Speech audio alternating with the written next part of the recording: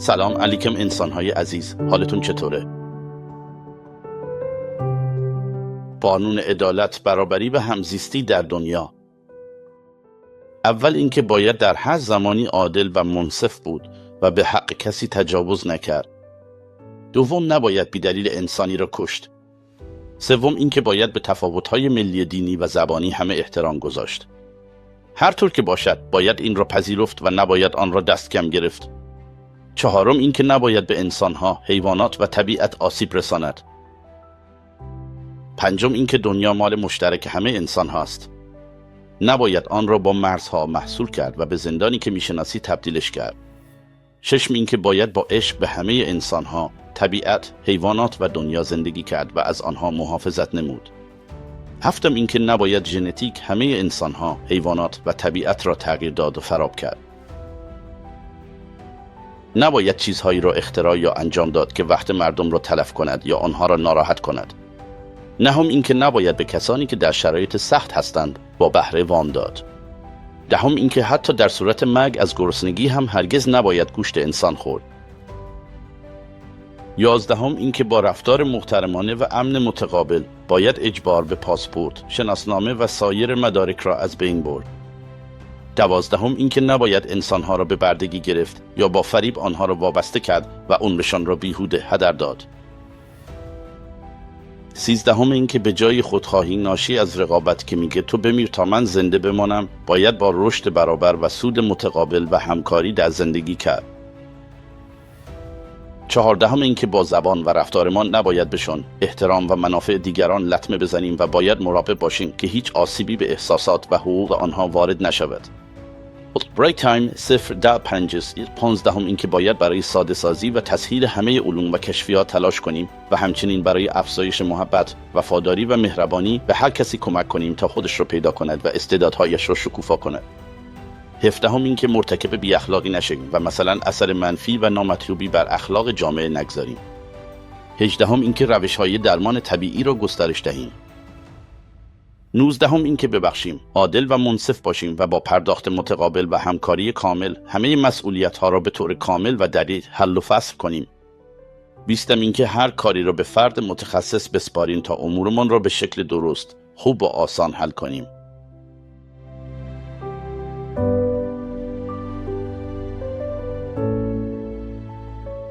ای مردم عزیز، همه ما آرزوی زیبایی داریم که دنیا را نجات بدهیم، کمک کنیم و کارهایی انجام بدیم که برای خودمان، خانوادهمان و طبیعت مفید باشد.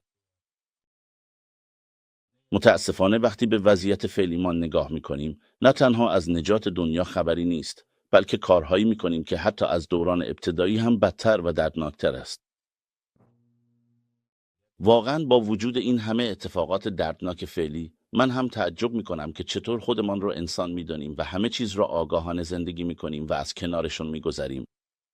مثلا با وجود این همه اتفاق تعجب میکنم که چطور میتونیم یک زندگی عادی داشته باشیم. یا بعد از این همه درد نمردهایم یا از فاسد دق نکرده ایم. اتفاقات و ظلمهایی که در دنیا رخ میدهد قابل شمارش نیست و انکار هم نمیشود. حالا با فکر کردن عمیق به این که چطور میتوانیم همه این اتفاقات را درست کنیم یا چطور میتونیم اوضاع را بهتر کنیم، نگران شدم. ما انسانها خودمان را به اندازه کافی نمیشناسیم، نمیفهمیم و قدرت، توانایی و خیلی چیزهای دیگرمان را نمیدانیم. علاوه بر این، ما نتوانستهایم خودمان را برای خودمان باز کنیم. شاید نتوانستهایم انسانیت واقعیمان را به اندازه کافی نشان دهیم. در دنیا آدمهای خوب زیاد هستند، اما منظورم بعضی از ما هاست. حالا میفهمیم که خداوند انسان رو در این دنیا اونقدر والا و بی همتا آفرید که هیچ کس را شبیه دیگری نکرد و هم شبیه هم نخواهد کرد.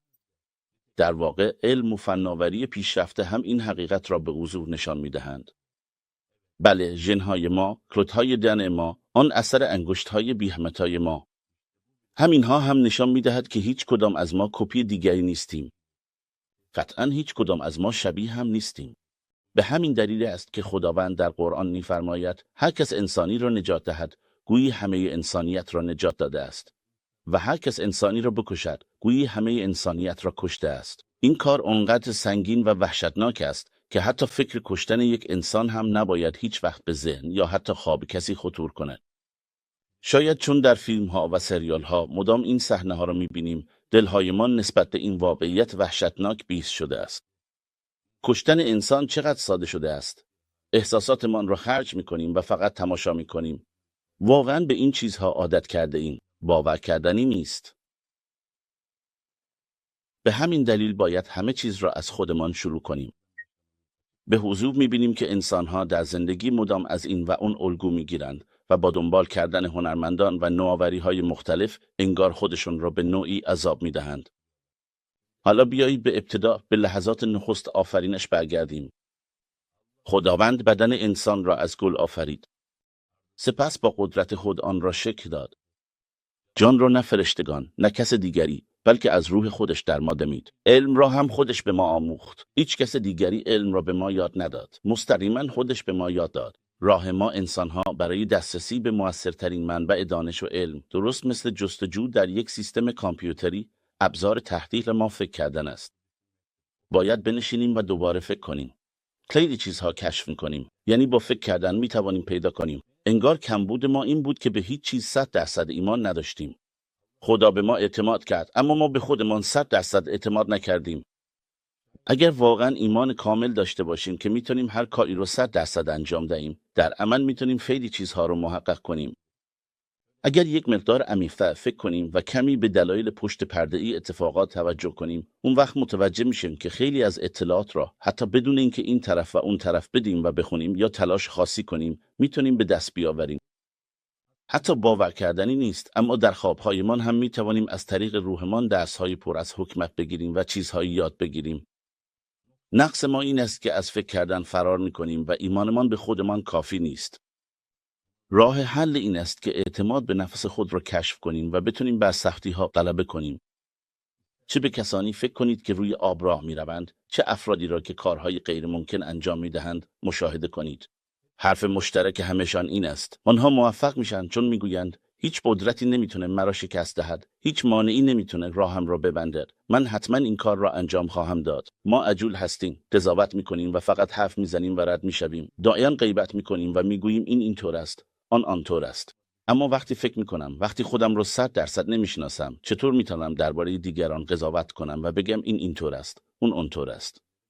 بیایید صادقانه فکر کنیم و ببینیم وقتی خودم را کامل نمیشناسم چطور میتوانم بگم تو اینطوری هستی، من اونطوری. امروزه علم هم ثابت کرده که آب تغییر میکند. ثابت شده که آب بر اساس نیت دعا را درک میکند. اگر نیتت خوب باشد و مثبت دعا کنی، مثبت تاثیر میگذارد. اما اگر نیتت بد باشد و ناسزا بگویی، منفی تاثیر میگذارد. میدونیم که اگر بد صحبت کنیم یا فحش بدیم، آب هم به همون نسبت منفی تحت تاثیر قرار میگیرد، تغییر میکنه، حتی بوی بد میگیره و فاسد میشود. به همین دلیل وقتی هنوز حتی به بدگویی یا بدفکری درباره کسی فکر نکرده ایم، آب موجود در بدنمان ما را مسموم میکنه. این به ما آسیب میزند. بله، خداوند چه آفرینش عظیمی در طبیعت ما قرار داده است. به همین دلیل است که نیت همیشه تاکید می شود. همیشه این جمله تکرار می شود. نیتت را زیبا نگه دار. همیشه نیت خوب داشته باش. اگر وقتی به چیزهای بد فکر می کنیم، بدن خودمان به خودمان آسیب می زند. پس چرا مدام به چیزهای منفی فکر می کنیم و به کارهای دیگر ادامه می دهیم؟ به همین دلیل خداوند آسانترین راه را به ما آموخت. در واقع اگر نگاه کنیم، میگوید از نفس خودت شروع کن، یعنی از خودت آغاز کن. به همین دلیل خداوند آسانترین راه را به ما آموخت. میگوید از نفس خودت شروع کن، یعنی از خودت آغاز کن. بیایید به این دنیا فکر کنیم. ببینید، اگر هر کسی از خودش شروع کند، اگر همه بخواند خودشون را نجات دهند، دیگر چه کسی در دنیا باقی میماند که نیاز به نجات داشته باشد؟ هیچ کس باقی نمیماند. یعنی دیگر نیازی به نجات دادن هم باقی نمیماند. ما تمام عمرمان را صرف این میکنیم که فکر میکنیم باید دنیا و چیزهای دیگر را نجات دهیم. نگران چیزهای دیگر میشویم. از این و اون انتظار داریم. از دولت انتظار داریم، گاهی از افراد انتظار داریم، از اطرافیانمان انتظار داریم. خلاصه همیشه منتظر چیزی هستیم. تقریباً با امید زندگی می‌کنیم.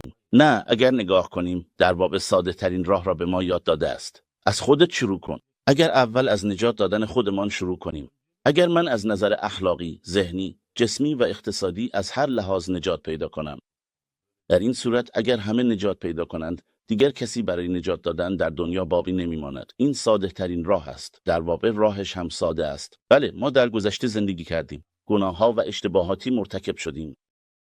اما انسان میتواند ناگهان مثل اینکه دنیا عوض شده کاملا فرد دیگری شود. مثلا اولین قدم توبه کردن است. قدم دوم هم این است که به طور قطعی قول بدهیم دیگر هرگز این اشتباهات را تکرار نکنیم. در اون لحظه است که انگار آسمان‌ها و زمین جایشون را عوض کردند و ما تبدیل به انسانی کاملا جدید میشویم و بعد با امید به سوی آینده قدم برمی‌داریم. خداوند رحمان و رحیم است. اونقدر مهربان است، اونقدر سینه فراخ دارد که حتی اگر گناه بزرگی هم مرتکب شده باشیم، تا وقتی در این دنیا زندهاییم و فرصت داریم، اگر توبه کنیم همه من رو میبخشد. هیچ چیزی نیست که او نبخشد. پس بیایید به همدیگر زمان بدهیم، فرصت بدهیم و بارها شانس دوباره بدهیم. وقتی اشتباهی رخ داد، فوراً مجازات نکنیم. بله، ما انسانیم، اشتباه میکنیم و آن را جبران میکنیم. اینجا دنیای امتحان است. پس بیایید به هم چند بار فرصت بدهیم، همدیگر را دوست داشته باشیم و وفادار بمانیم. اگر من وفادار نباشم، چطور میتوانم از دیگری انتظار داشته باشم؟ اگر من با صداقت دیگران را دوست داشته باشم، دیگر حتی لازم نیست این محبت را با کلمات بیان کنم یا توضیح بدم. آنها هم خود به خود با محبت پاسخ میدهند. بعد مدام از آزادی حرف میزنیم. میگوییم وای، آزادیمان از دست رفت. خب، آزادیایی که انسان به دیگری میدهد چیست؟ در واقع خدا آزادی را از بدو تولد به ما داده است. آزادی را که نمیتوان از ما گرفت. چرا باید آن را از دیگران انتظار داشته باشیم؟ در واقع اگر دقت کنیم میبینیم که به قوانین ناعادلانه دولت، مدیریت‌های ناحق و این چیزها بیش از حد اهمیت میدهیم. ما بیش از حد به آنها باور داریم و به همین دلیل است که خودمان را ناراضی احساس میکنیم. اگر ما مدام روی بی‌عدالتی‌ها و چیزهای منفی دیگر تمرکز کنیم و در درون خودمان آن را رد کنیم، حتی اگر به خاطر اجبار مجبور به انجام بعضی کارها شویم، باز هم بخشندگی خدا بی پایان خواهد بود. در واقع اگر در قلبمان آن را رد کنیم، فرقی نمی‌کند چه کسی چه چیزی نوشته باشد، چه قوانین ناعادلانه باشد، چه سیستم‌ها، هر کسی هر چه نوشته و گفته باشد، مردم نمی‌توانند روی ما تأثیر بگذارند. چون تو قبول نمی‌کنی، به آن اعتبار نمی‌دهی. تا زمانی که به آن اعتبار ندهی، هیچ تأثیری نخواهد داشت. حتی در بردگی هم حالا به طرز عجیبی برده تر شده ایم. برده نفس خودمان، برده تلفن، برده پدر، برده مادر، برده فرزند، برده شوهر، برده زن شده ایم.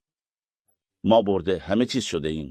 برده مقام و موقعیت، برده ثروت.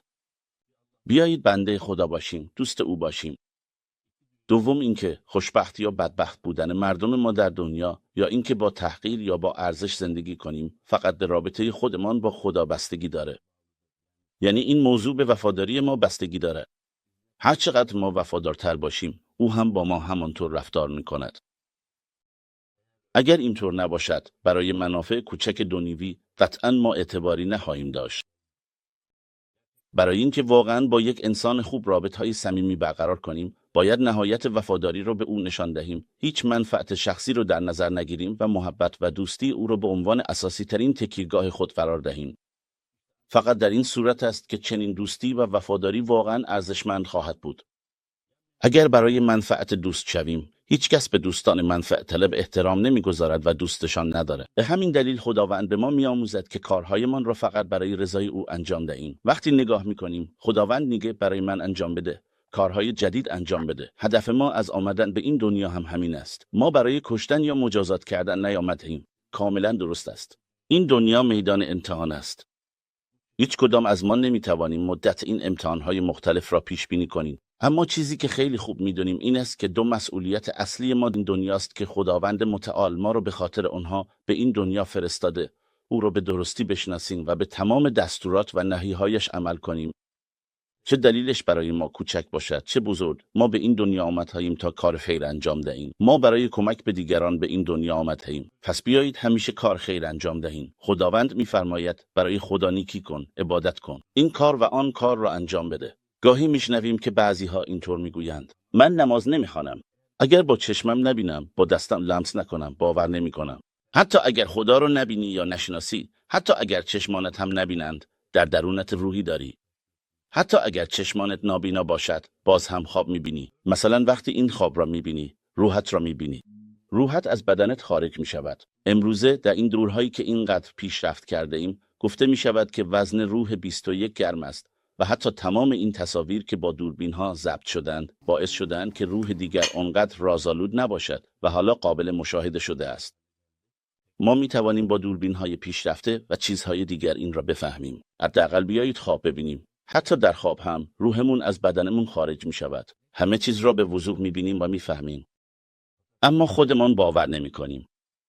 وگرنه در این دنیا چیزی به نام دروغ وجود نداره. حتی خود خیال هم همینطور است. چه خیال دروغین بسازی، چه خیال واقعی، هر کاری که بکنی. پیشرفت‌های علمی امروز میگویند که سرعت خود خیال نه برابر سرعت نور است. پس اگر همه خیال ما روحمون و همه چیزمون واقعی است، وقتی میگوییم برای دیدن خدا کور هستیم، مثلا میتوانی روحت را ببینی یا مثلا خواب ببینی. حتی اگر نابینا باشی، یک نگاهی به اطراف بیانداز. به انسانیت، طبیعت، خودت، من، تو و همه چیزهای اطراف در طبیعت نگاه کن. چه کسی میتواند از هیچ چیزی را به وجود بیاورد؟ تا حالا هر چقدر هم پیشرفت کرده باشیم، چه کسی میتواند این کار را انجام دهد؟ همه چیز الان آماده است. ما درباره چه چیزی بحث کردیم، چه چیزی ساختیم، چه چیزی اختراع کردیم و به اینجا رسیدیم. اینکه بتونیم چیزهای موجود رو کمی به هم اضافه کنیم و از طریق بعضی چیزها چیز جدیدی بسازیم، فقط مسئله زمان است. ما به عنوان انسان میتوانیم این کار را انجام دهیم. وقتی اینطور باشد، آنچه خدا به انسان میگه برای من انجام بده، در واقع برای خودش لازم نیست. باز هم میگوید که برای من لازم نیست. وقتی نگاه میکنیم، توصیه میکند که انسان خوبی باشیم و کارهای خوب انجام دهیم. وقتی این کارها را انجام میدهم چه میشوم؟ در واقع اگر نگاه کنیم، باز هم به خودم سود میرسانم. من به عنوان یک انسان خوب شناخته میشوم. من به انسانی خوب، خوشحال، متفاوت و شاد تبدیل میشوم. باز هم این آرامش را خودم تجربه میکنم. دیگران که این را نمیگیرند، باز هم خودم میگیرم. باز هم اگر نگاه کنیم، این در واقع به نفع خودم است. اما او میگوید برای رضای خدا انجام بده. میگویند خوبی انتقام میگیرد. اگر خوبی کنی، بدی به تو برمیگردد. یه جورایی اینطوری. اما برای این یک حکمتی وجود داشته. وقتی به بعضی چیزها نگاه میکنیم، چرا باید خوبی انتقام بگیرد؟ پس اگر مردم خوبی نکنند، نمیشود. امتحان خوبی همین است. اگر خوبی را فقط برای اینکه مردم بفهمند انجام بدهیم، واقعا این امتحان را نمیگذرانیم. اما در واقع حکمتش این است که اگر همونطور که خدا گفته فقط برای رضای خدا این کار را انجام بدهیم، بدون اینکه انتظار داشته باشیم هیچ انسانی از ما ممنون باشه یا جبران فوق‌العاده‌ای کنه یا کاری برایمان انجام دهد، اگر هیچ انتظاری نداشته باشیم، اون وقت حتی اگر از کسانی که به آنها خوبی کرده‌ایم بدی ببینیم، ناراحت نمی‌شویم.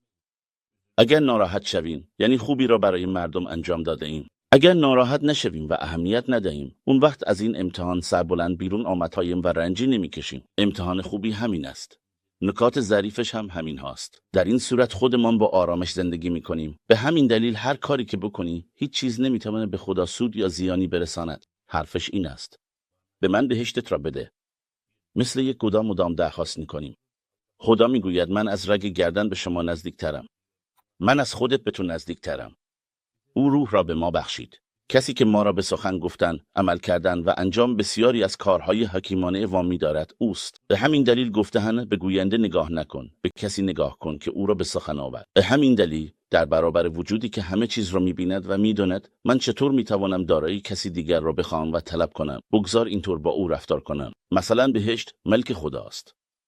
این درست مثل این است که با یک فرد ثروتمند دوستی کنی و فقط به خاطر منافع با او دوست شوی. وقتی نگاه میکنی انگار به خاطر ثروت و چیزهای دیگرش با او دوست شده ای. در این صورت این را نمیتوان یک دوستی واقعی دانست. در واقع تنها چیزی که لازم است خواستن محبت خداست. نه بهشت مهم است، نه جهنم هیچ اهمیتی دارد. فقط محبت او مهم است. در واقع دغدغه همه انسانها باید همین باشد. چطور میتوانیم خدا را از خودمان راضی کنیم؟ اگر با فکر به یک دوست زندگی کنیم، شاید خدا به ما عقل و درایتی عطا کند. اگر در دل کسی را خوشحال کنیم، با هر وسیله‌ای که باشد، با رفتارهایمان، زبانمان یا چیزهای دیگر، به شکلی فوق‌العاده او را شاد کنیم، مردم چقدر ما را دوست خواهند داشت و به ما محبت خواهند کرد.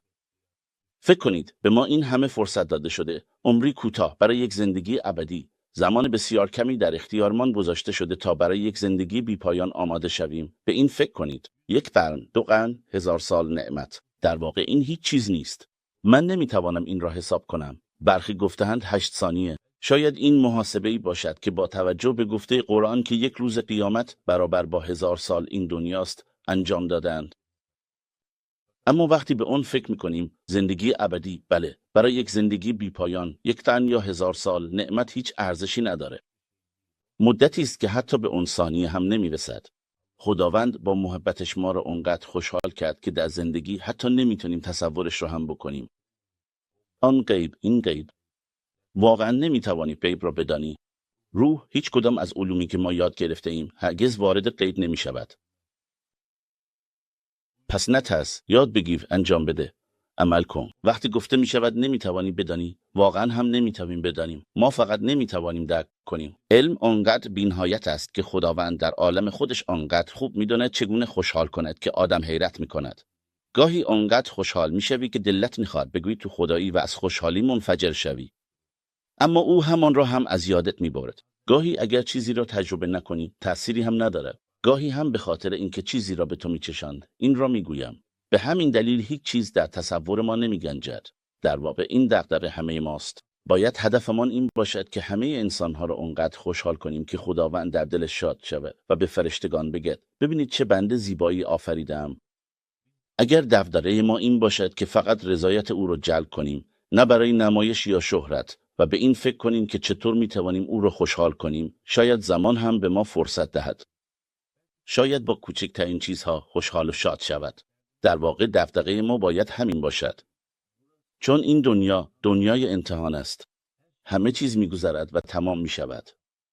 دعا میکنیم و التماس میکنیم که نجات پیدا کنیم. اگر دعاهایمان مستجاب نشد، بدون اینکه بگوییم این شد یا اون شد. بیایید ببینیم خداوند از ما چه میخواهد.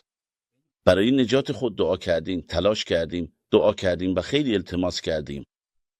گفتن ما را نجات بده چه معنایی دارد؟ رهایی از مشکلات و سختی ها، داشتن یک زندگی خوب، به دست آوردن مال و ثروت، رسیدن به شهرت. این واقعاً چیز فوق‌العاده‌ای است. در نهایت دعاهایمان مستجاب شد. این خیلی زیباست. اما بیایید یک لحظه به خواسته خداوند از ما فکر کنیم. این همان چیزی است که ما در ذهنمان داریم. آیا جان دادن مثل مردن و از بین رفتن و ناپدید شدن است؟ در واقع رستگاری واقعی همین است. خودکشی کردن، به جان خود آسیب زدن کاملا ممنوع است. چون این فرصت فقط یک بار به انسان داده می شود. خیلی ارزشمند است، فوق‌العاده است. زمانی بی قیمت و غیر قابل سنجش است. این همان عمر ماست. این یک لطف بی‌نظیر است که فقط یک بار به ما عطا شده است. این زندگی دنیایی ما تنها فرصتی است که برای ساختن سرای ابدی پس از روز قیامت و ارتقای مقاممان در آن زندگی جاودان به ما داده شده است. به همین دلیل باید این زندگی رو با دقتی فوق‌العاده ارزشمند بدونیم و از آن بهره ببریم. دنیا نابود خواهد شد. ما نباید وقتمان را صرف چیزهای بی‌معنا کنیم. هرگز نباید عمرمان را هدر بدهیم. چون این فرصتی است که فقط یک بار به ما داده می شود. به همین دلیل وقتی دعا می کنیم و از خدا می خواهیم ما را نجات دهد، در واقع مردن همون نجات یافتن است. ادامهش در سوره یاسین آمده است. ای کاش می توانستم یک بار دیگر به دنیا برگردم. اگر مردم می دانستند رحمت تو چگونه است. انسان چنان فریادی می زند که ناگهان به رستگاری می رسد. گاهی در کتاب‌ها درباره شهدا نوشته شده است. حتی به اندازه نیش پشه هم احساس نمی کنند. ناگهان انگار وارد بعد دیگری شدند. مثل در انگلیسی بعد منشن، ناگهان تغییر. چشمانتان را باز کنید، ناگهان بیدار می شوید. و این گونه او شما را برای همیشه نجات می دهد. اما وقتی از زاویه درد به اون نگاه می کنیم، انگار گرفتن جان نیست، بلکه می گوییم ای کاش این ثروت یا چیزهای دیگر را اینطور می کرد. نمی شد. فکر می کنیم اگر اینطور می شد یا آنطور می شد، دعاهایمان مستجاب نشد. یک نگاهی بیاندازید. نماز خوندن در واقع یعنی ارتقای درجه معنوی خود و به دست آوردن قدرت مقابله با سختی های زندگی. وقتی نماز نمی‌خوانیم، نمی‌توانیم بسیاری از حقایق مانند رسیدن به سطح معنوی متفاوت را درک کنیم. چون نفس و خواسته های جسمانیمان همیشه ما را تحت تأثیر خود قرار می‌دهند. همونطور که یک سوارکار اسب یا الاغش رو مهار می‌کند و به هر سمتی که بخواد میبرد، ما هم باید برای کنترل بدن و نفس خود به طور مداوم عبادت کنیم. در غیر این صورت اسیر غرور، نفس و چیزهای دیگرمان میشویم و تمام عمر بدنمان ما را هدایت میکند و به سمت کارهای بد میکشاند. خودمان را تحقیر میکنیم، برای خودمان جهنم میسازیم و در همون جهنمی که خودمان ساختهاییم میسوزیم و رنج میکشیم. ما نماز را فقط به این منظور نمیخوانیم. او میگوید برای من نماز نخوان. از یک زاویه نگاه کنیم، با اینکه گفته نماز بخوانید، اما در واقع فایده اش به خود ما و به خودمان برمیگردد. بیایید سجده کنیم تا از این مرتبه امتحان عبور کنیم و به مرتبه انسانی دیگری برسیم. سجده واقعاً کار بسیار سنگینی است. اما وقتی انجامش دادیم، بعد از آن می توانیم به آن مرتبه برسیم. فکر می کنید اینجا فقط بحث عبادت کردن است، هرچی که بقیه چیزها باشد؟ قطعاً نه. تمام کارهای خیری که او دستور داده و هر چیزی که او خوب دانسته را باید بدون هیچ تردیدی، بدون اینکه بپرسیم چرا و بدون هیچ شکی انجام دهیم. وقتی کسی تصمیم میگیرد کاری را بدون وقفه انجام دهد، یک نفر دیگر میآید و میگوید ای اگر این کار را اینطور و آنطور انجام بدهی، فقط اون وقت درست می شود. اما من با لجاجت راه خودم را رفتم. بعد دیدم که باز هم همون چیزی که اون شخص گفته بود درست بوده. حتی اگر 100 سال بگذرد یا 1000 سال بگذرد، درونم یک صدا میگوید نگفتم. مگر من به تو نگفتم؟ با صدای بلند گفتم. قرآن کتابی است تغییر ناپذیر که همه علوم را از پیش خبر داده است. انگار میگوید نگفتم. مگر نگفته بودم؟ درست ترین همین است، اما ما باور نمی کنیم. راه خودمان را می رویم، وقتمان را هدر می دهیم و بعد دوباره برمیگردیم و باز به همان می رسیم. بله، او درست می گوید. کلام خداوند درست است. احکام قرآن درست است. 14 قرن است که درست بوده. تا روز قیامت هر چقدر هم پیشرفت‌های بزرگی حاصل شود، این حقیقت هرگز تعبیر نخواهد کرد. وقتی اینطور است، چرا وقتمان را بیهوده تلف می کنیم؟ بی دلیل به خودمان ظلم می کنیم و مثل کسی که ایمان نیاورده رنج می کشیم و دنیا را به جهنم تبدیل می کنیم. به همین دلیل به جای اینکه در برابر هر اتفاقی مدام آه و ناله کنیم و بگیم الله، بهتر است از نشان دادن رفتارهای منفی پرهیز کنیم. اگر در برابر یک چیز کوچک صبر کنیم و هر اتفاقی که میافتد را درست بپذیریم، ناراحت نشویم، اون وقت حکمت این ماجرا برای من چیست؟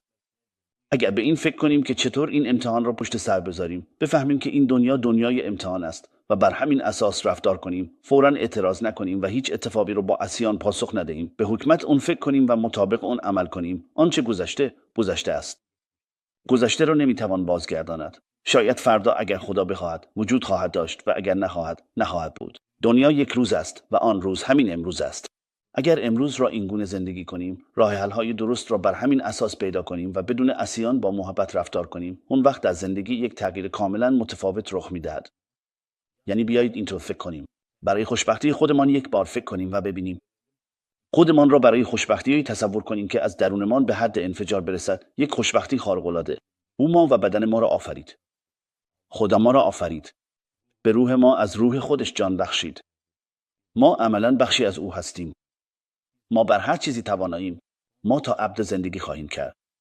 این خوشبختی آنقدر بزرگ است که آدم حس می‌کند می‌خواهد منفجر شود. او ما را آفرید تا خوشبختی‌ای به ما بدهد که حتی نمی‌تونیم تصورش را بکنیم.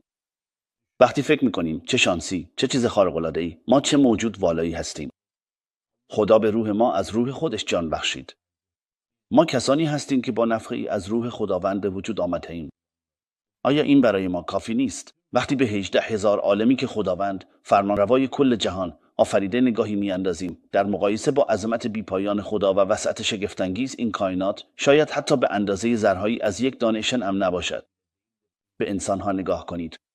میگویند پادشاه شدم، ثروتمند شدم، رئیس جمهور شدم. فرض کنیم که 100 سال، 1000 سال عمر کنند، کارهای شگفت‌انگیزی انجام دهند و دنیا را تکان دهند، به اوج ثروت و فرمانروایی برسند، حتی اگر 1000 سال هم زندگی کنند، در برابر این زندگی بی‌پایان هیچ معنایی نداره. اگر آن فرصت را از دست بدهی، چه کسی میتواند تو را از جهنمی که عذاب ابدی در آن حکم فرماست نجات دهد؟ در آن صورت هیچ کس در دنیا از تو بیچاره تر نخواهد بود. به همین دلیل وقتی فکر میکنیم بدن ما فقط مانند لباسی است که بر تن داریم، وقتی میمیریم این لباس را از تن بیرون میآوریم و روح ما تا ابد باقی میماند. به همین خاطر احساس اینکه بخشی از ذات الهی را در خود حمل میکنیم و زنده نگه داشتن این حس در درونمان چه منبع شادی عظیمی است. آیا خوشبختی‌های بزرگتر از این وجود دارد؟ انگار هتل 5 ستاره هم کافی نبود.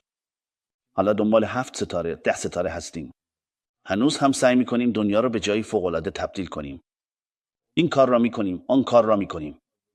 هیچ کاری نمانده که انجام نداده باشیم. اینجا دنیایی ناقص است. این گونه نامیده می‌شود. اینجا بهشت نیست. خارج از بهشت هیچ جا اینقدر به آن عادت نمی‌کنیم. در درونمان همیشه یک ناراحتی، یک احساس خفگی داریم. چون اینجا دنیاست. هر چقدر هم زود به دست بیاوریم، هر چقدر هم سریع پیشرفت کنیم، ارزشی که به دست میآوریم به همان اندازه کم خواهد بود. برخی افراد چون چیزی فراتر پیدا نکردند، به زندگی خود پایان دادند. دقیقاً به همین دلیل است که اینجا بهشت نیست. ما نمیتوانیم اینجا را به بهشت تبدیل کنیم. خوشبختی واقعی در دنیای درون ما، در ذات خودمان پنهان است. وقتی نگاه میکنیم، میبینیم که ما جزئی از خداوند هستیم. کسی را دوست داشتن، به کسی نیکی کردن باید به فرمان او و برای رضایت او باشد. ارزشمندترین چیز در این دنیا عشق است. باید با عشق زندگی کنیم. آن چیزی که ما بهش میگوییم عاشق شدم یک احساس گمراه کننده است. در واقع چنین عشقی وجود ندارد. البته عشق واقعی وجود دارد، اما عشقی که به انسان باشد، نه فقط عشقی که به خداست کهنه نمیشه و قدرتش را از دست نمیدهد. در درون ما مثل یک آتشفشان منفجر میشود. بیایید از این دنیا مثالی بزنیم. اگر به کسی نرسیم، او را بیشتر دوست داریم. مدام به یادش میافتیم. زمان زیادی میگذرد. اما آنهایی که به هم میرسند، یعنی عاشق میشوند و با هم هستند، چه در فیلم ها باشد، چه در چیزهای دیگر، حتی آنهایی که در زندگی واقعی میگویند عاشق شدند و ازدواج میکنند، وقتی نگاه میکنیم میبینیم خیلی زود از هم جدا میشوند. انواع مشکلات به وجود میآید. چنین چیزی اتفاق نمیافتد. آن هیجان هم باقی نمیماند. در این عشق هیجان بی‌پایان وجود ندارد. همه‌شان گذرا هستند. مسئله همین است. عشق واقعی فقط عشق به خداست. هرگز از مد نمیافتد، تغییر نمی‌کند، بلکه قوی‌تر می‌شود. به همین دلیل چیزهایی که باقی میمانه عشق نیست، بلکه محبت است. ما با محبت زندگی می‌کنیم. با دوست داشتن یکدیگر، زن و شوهر برای هم مثل لباسی هستیم که قرآن مثال زده است. همانطور که بدون لباس نمی‌توانیم زندگی کنیم، نمی‌توانیم برهنه زندگی کنیم. به همین شکل به هم عادت می‌کنیم، با هم صمیمی می‌شویم و دوست می‌شویم. و این گونه با هم زندگی را می‌گذرانیم. بدون یکدیگر نمی‌توانیم زندگی کنیم. به همین دلیل با عشق و محبت زندگی می‌کنیم. ما همه چیز را دوست داریم. انسانیت، تمام طبیعت، همه چیز را. این یک محبت است. این فقط یک محبت است. این درجه‌ای عاشقی نیست. درجه‌ای عاشقی چیز دیگری است. وقتی در درون خود فکر می‌کنیم و عمیقاً وابسته می‌شویم، تا زمانی که این عشق وجود داره، نباید هیچ وقت برای این دنیا نگران شیم یا به چیزهای دیگر دل ببندیم. هیچ لذت و خوشی دنیوی، هیچ چیز نمی‌تواند آن را به ارمغان بیاورد. نمی‌تواند بدهد، نمی‌دهد هم. در واقع جالب است. مثلا بیایید موضوع حقوق بشر را بررسی کنیم. وقتی به بعضی کشورها نگاه می‌کنیم، فکر می‌کنیم که با بهانه قرار دادن این موضوع همه کمبودهای انسان از همین ناشی می‌شود. دلیل تمام ناراحتی‌ها را در همین جستجو می‌کنیم. انگار کمبود ما با آن کامل خواهد شد. در واقع اگر نگاه کنیم، اینجا دنیاست. چنین چیزهایی در هیچ جای دنیا وجود ندارد. آن کمبود ما فقط در بهشت کامل می‌شود. خداوند آن را کامل می‌کند. انسان با این چیزهای دنیوی نمی‌تواند آن را کامل کند. پس فریب آن مهرهای رسمی و آن حرفها را نخوریم و اسیرشان نشویم. برای چیزهایی که در درونمان احساس کمبود می‌کنیم، نگوییم نکند با این کامل می‌شود. این را نگوییم. در واقع این کمبود چیز خوبی است. کمال فقط مخصوص بهشت است. کمال فقط مخصوص خداوند است. در این دنیا لذت بردن و افراط کردن و اینکه همه چیز کامل باشد، اصلا چنین چیزی وجود نداره. بیایید از این زاویه هم نگاه کنیم. وقتی به زندگی خودمان نگاه می‌کنیم، چه کسانی را بزرگ می‌شماریم؟ مثلا موضوع مهمی به نام شک وجود دارد. چرا و در چه شرایطی خداوند میگوید دعای کسی که شک می‌ورزد را قبول نمی‌کنم و او را دوست نداره؟ مسئله این است که اگر کسی غیر از خدا را دوست بگیره، واقعا او را خیلی دوست داشته باشه و به او وابسته شوه یا به دستوراتش عمل نکنه، گاهی از خودم میپرسم چرا واقعا در حالی که می‌دانیم نماز خواندن واجب است، چرا به اون عمل نمی‌کنیم؟ در حالی که خداوند گفته زکاتت را بده، چرا به فرمان خدا عمل نمی‌کنیم؟ اما از چراغ قرمز عبور نمی‌کنیم. در واقع اگر از چراغ قرمز رد شویم، گناهی ندارد. اینها قوانینی هستند که مردم در زمانهای اخیر وضع کردند. بیشتر شبیه دام‌هایی است که گذاشته‌اند تا مردم بیشتر راه بروند و بنزین بیشتری مصرف کنند تا ثروتمندان پول بیشتری به دست بیاورند. قبلا در بعضی جاها چنین چیزهایی وجود نداشت. مردم با دقت نگاه می‌کردند و از خیابان رد می‌شدند. اما بیایید نگاهی به خودمان بیاندازیم. اینجا چه کسی را بزرگ می‌بینیم؟ می‌گوییم دولت، حکومت و از آنها انتظار داریم. چیزی که به اون دولت یا حکومت می‌گویند در واقع نام شرکتی است که افراد آن را تأسیس و اداره کردند. این نه مادر ماست، نه پدر ماست، نه چیز دیگری. چرا از این انتظار داریم؟ این یک شرکت است. اگر از عقلمان استفاده کنیم، می‌بینیم که این ساختار در سراسر دنیا توسط افراد تأسیس شده است. اگر قوانین آن ناعادلانه است و برای مردم بدبختی می‌آورد، آن را نپذیر. از دل خود آن را رد کن. وقتی از دل خود ردش کردی، دیگر هیچ قدرتی ندارد. با عدالتی که خودت می‌دانی درست است، با قوانینی که خداوند آموخته و عادلانه زندگی کن. هر جا که هستی، به غیر از این هیچ چیز دیگری را مهم ندان. اگر عادلانه باشد، حتی اگر خودت انتخابش کرده باشی یا چیز دیگری باشد، راهش جداست. اما آیا چنین چیزی وجود دارد؟ من نمیدانم. البته اگر باشد، کسی را انتخاب کرده باشی یا کار دیگری انجام داده باشی، وکیل شده و در راست چنین کاری باشد، این یکی از کارهایی است که ممکن است در زندگی انسان رخ دهد. اما اگر بی‌عدالتی باشد و مردم را ناراحت کند، قبول نکن. از ته دل رد کن. شروع همین است. وقتی از ته دل ردش کردی، دیگر قدرتی ندارد. اهمیت نده، نادیده بگیر. در هر کاری هم همینطور می شود. هر کسی هر چه می خواهد بگوید. نه خودت را لکن، نه کسی را لکن. به همین دلیل تا زمانی که اهمیت ندهی به اینکه چه کسی چه میگه یا چه مینویسد نگاه نکنی، این چیزها دیگر قدرت و اثری نخواهند داشت. ببینید، ما برده نفس خود برده هر چیزی شده ایم. بیایید بنده خدا باشیم. ما آنقدر به فرزندانمان و کسانی که در زندگی برایمان با ارزشان وابسته میشیم که برده مال و اموال میشویم و تمام روزمان را وقف آنها میکنیم. حتی اگر خداوند ثروت زیادی به ما داده باشد، باز هم قانع نمیشیم و تلاش میکنیم بیشتر به دست بیاوریم. ثروت همیشه در ذهن ماست. مدیران هم مدام فکر میکنند چطور میتونند مقام خود را بالاتر ببرند و چه کارهای بیشتری انجام دهند و برده اون میشوند. ما هم با غم و ناراحتی های آنها همراه میشویم و خودمان را گم میکنیم که این طور شد، آن طور شد و همه چیز باید متعادل و به اندازه باشد. فرزندان مال و دارایی پدر و مادر نیستند. آنها امانتی هستند که برای امتحان به ما سپرده شده‌اند. مال و دارایی هم همینطور است. مقام و موقعیت هم همینطور. بقیه چیزها هم همینطور. به همین دلیل نباید به هیچ چیز بیش از حد وابسته شیم یا اون رو پستش کنیم. باید هر چیزی رو به اندازه شایستگیاش دوست داشته باشیم و به اندازه شایستگیاش به اون احترام بگذاریم. باید اینطور ببینیم که همه اینها بخشی از امتحان این دنیاست. نباید قلبمان را با زنجیر به چیزی ببندیم. این گونه از بردگی این و آن، بردگی فرزند، همسر، دنیا، مال و مقام رها می‌شویم. اگر واقعا دوست و بندگی حقیقی خدا باشیم، اون وقت از همه چیز رها می‌شویم و خوشبخت خواهیم شد. حالا که یادم آمد این را هم اضافه کنم. همانطور که می‌دانید قرآن هرگز تغییر نکرده است. کتابی است که هیچ کس نمی‌تواند آن را تغییر دهد. دین حقیقی است.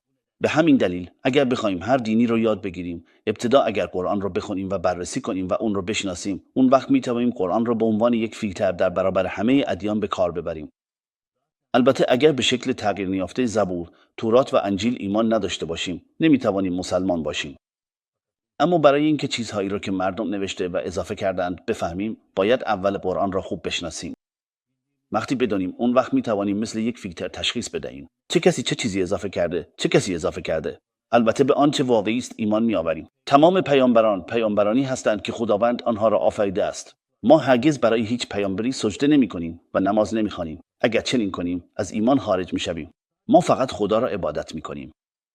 ما به همه پیامبران از حضرت آدم تا حضرت محمد و همچنین پیامبرانی مانند حضرت عیسی که در این میان آمدند، یعنی به 124,000 پیامبر ایمان داریم، چون همه آنها پیامبر هستند. ما آنها را به عنوان پیامبر قبول داریم. ما آنها را نمی‌پرستیم، بلکه دوستشان داریم. استادان این دنیا مانند اسباب و وسایل هستند. پس ما کارهای خوب، اعمال و رفتارمان را با الگو گرفتن از چه کسی انجام می‌دهیم؟ از مردم. نه، همه ما انسان‌ها مرتکب گناه می‌شویم. غیر از پیامبران همه ممکن است گناه کنند. همه ممکن است گناه کنند. اما چون خداوند برای راهنمایی ما پیامبران را فرستاده، باید زندگی و کارهای آنها را بخوانیم و یاد بگیریم. به ویژه وقتی به پیامبرمان محمد صلی الله علیه و آله و سلم نگاه می‌کنیم، هر چیزی که در زندگی به اون نیاز داریم را می‌توانیم در او پیدا کنیم. برای الگو گرفتن فقط و فقط پیامبران را الگو قرار می‌دهیم، نه افراد دیگر را. نگوییم فلانی این کار را کرد یا اون یکی اون کار را کرد و با آوردن آنها به عنوان الگو بحث و دعوا راه ناندازیم. اگر زندگی پیامبر را بیاموزیم، برای مشکلات پیچیده‌ای که به ذهنمان میرسد راه حل پیدا می‌کنیم. همه اینها در زندگی پیامبرمان وجود دارد. آیا دیپلماسی هست؟ چیز دیگری هست؟ علم، دانش یا هر چیز دیگری که باشد، هر سختی و سوالی که برایمان پیش بیاید، اگر نگاه کنیم، همه در زندگی او وجود داره. می‌توانیم از آنها بهره مند شویم. اما چون همه ما در این دنیا منحصر به فرد آفریده شده ایم و هیچ کس شبیه دیگری نیست، بیایید برتری‌های خودمان را خودمان کشف کنیم. یعنی با ذات و درون خودمان زندگی کنیم. هیچ کس نباید دیگری را تحت تاثیر قرار دهد. در این صورت دیگر نیازی نیست کسی را تقلید کنیم و به خاطر اون ناراحت شویم. هیچ کس نمیتواند جای دیگری باشد. ما یکدیگر را به خاطر انسان بودن دوست داریم. اگر انسان در این دنیا نبود، فکر می‌کنید کسی عاشق کوه، رودخانه یا گل میشد؟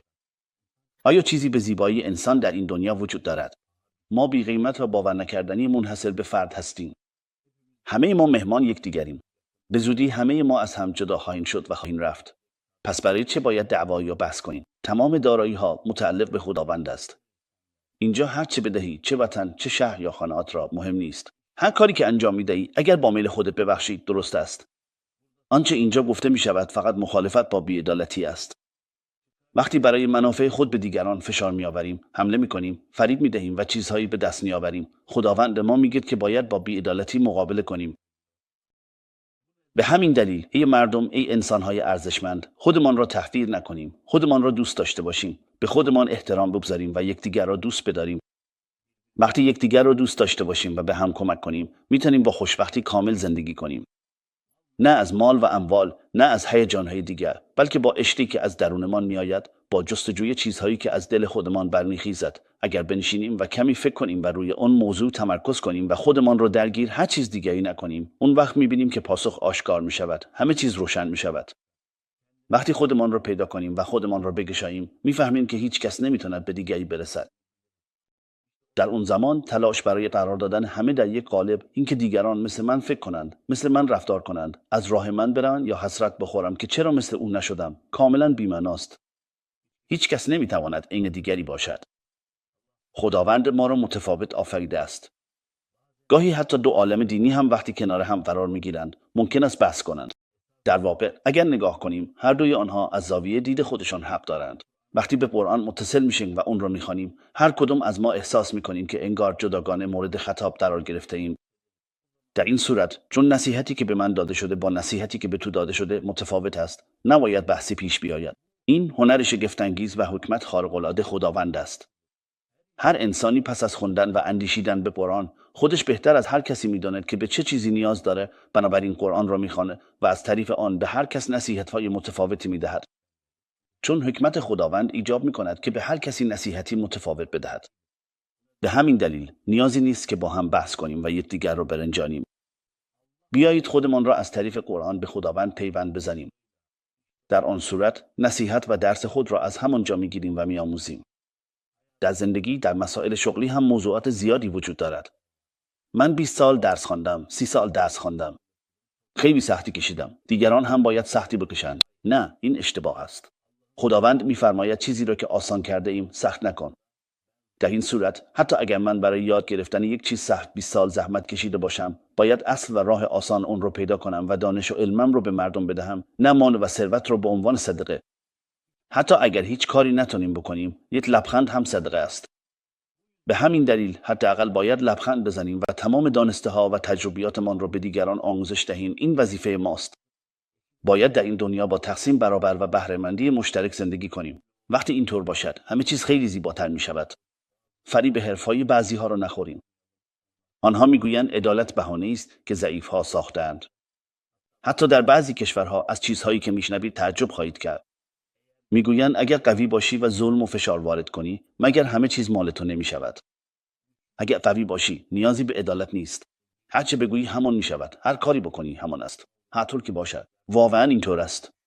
به آن فکر کنید. اتفاقات این دنیا برای اولین بار نیست که رخ می‌دهد. در دوران فرعون چه ستمگرانی آمدند و رفتند، خود را خدا نامیدند، کارهای مختلفی کردند، عمر طولانی داشتند، ستمگر بودند. خب نتیجه چه شد؟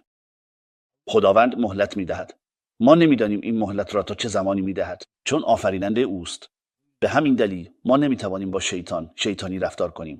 ما به عنوان انسانیت خود را زندگی می‌کنیم. شیطان هم کار شیطانی خودش را می‌کند. اینجا دنیای امتحان است. به همین خاطر حرفهای آن ظالم هم زیاد دوام نمی‌آورد. وقتی نگاه می‌کنیم می‌بینیم خداوند همه‌شان را نابود می‌کند. خداوند همیشه پیروز است. پیروزی همیشه از آن خداست. به همین دلیل نباید ناامید شویم و به چنین وضعیتی دچار نشویم.